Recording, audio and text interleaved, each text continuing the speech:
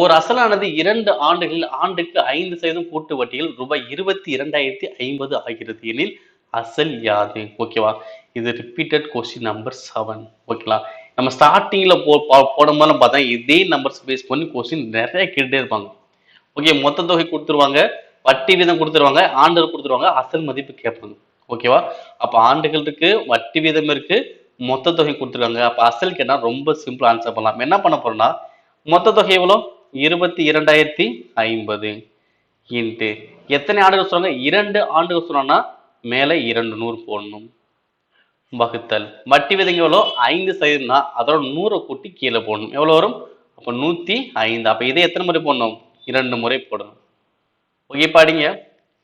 25 100, 21 105. அடுத்து 20, இங்க 21. இப்ப டேரக்ட் அடிக்கலாமா? ஓ 21 21, ஓ 21 21, மீதி 1, 10 அடிக்க முடியாது. அப்ப 0.